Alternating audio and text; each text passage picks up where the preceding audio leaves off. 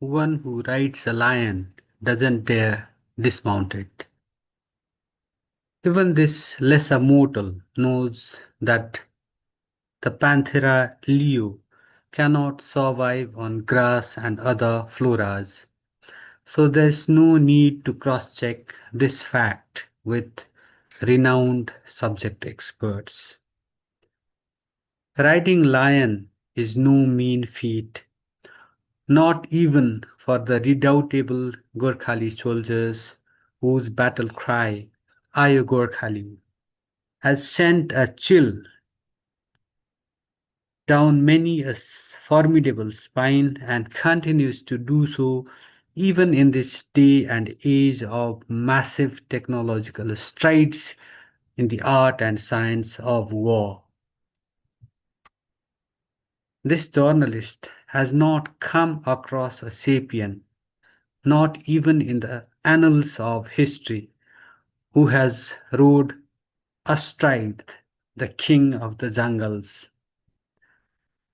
But then there are our scriptures with whole lot of fascinating stories. Some of these scriptures depict the all-powerful goddess Durga doing the impossible. You know what that impossible feat is? Riding the lion bareback as if it were some horse without an iota of fear. A kind of cakewalk for her. You may even call it a powerful symbol of women's empowerment. By the way, other members of the Shiva Durga family carry themselves on the backs of different creatures equally affably and gracefully.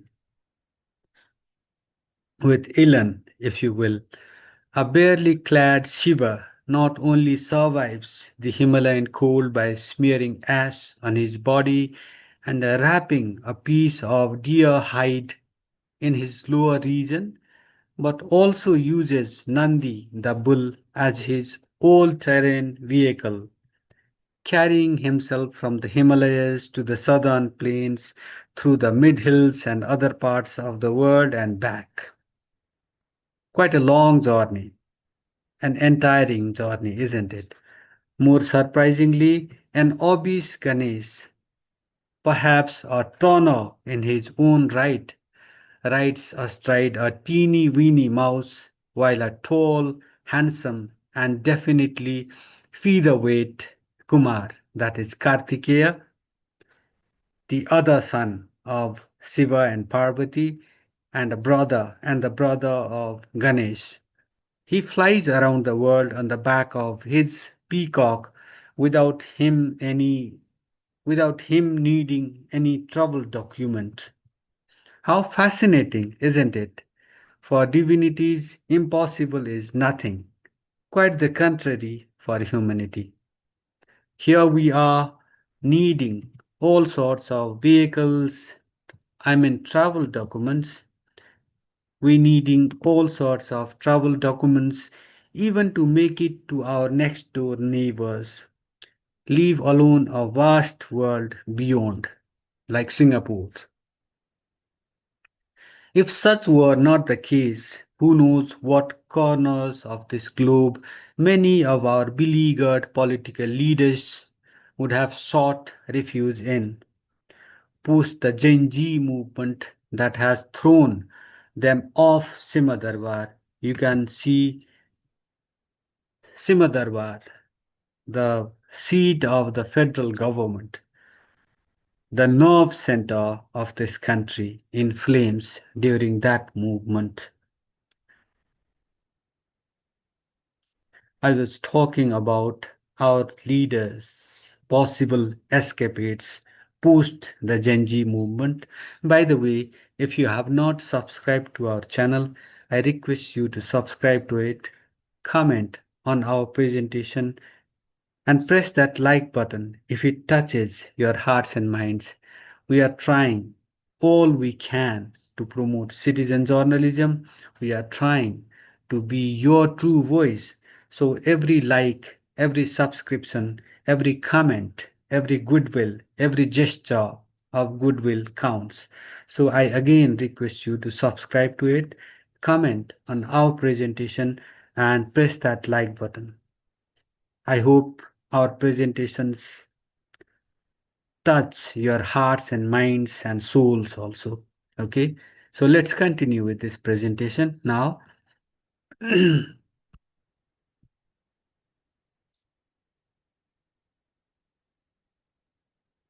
We were talking about the Gen Z movement.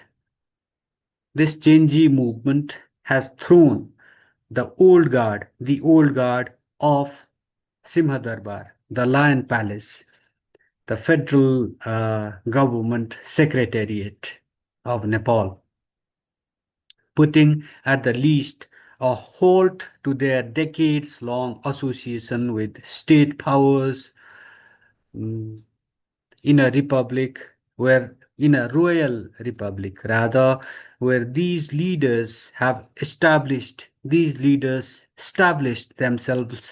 as the new royals after the abolition of the Saha monarchy.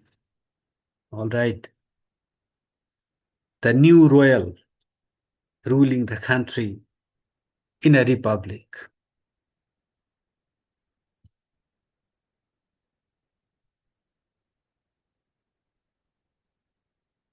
Let me close some of the windows, shut them down since they are irrelevant. So I was talking about the new royals of the Republican era. Even a pedestrian's estimate suggests that each member of this elite, of this clique, this elite group, can afford at least one Pushpak aircraft, a Boeing or an Airbus for that matter, thanks to their headline grabbing and neck deep roles in corruption scandals that range from sellouts of Nepal's major rivers to turning Nepali nationals into Bhutanese refugees to granting citizens en masse by signing on a date expired citizenship amendment bill to illegal ownership transfer of government owned land in the name of individuals and whatnot, all through policy decisions. Of course, these decisions offer them, these policy decisions offer Nepal's higher, Nepal's member of that higher echelon the ultimate immunity from all sorts of investigations and prosecutions. Even after their what I call disgraceful exit, one seeks graceful exit from the position he or she holds, doesn't it? But in this case, it's a disgraceful exit of the old guard.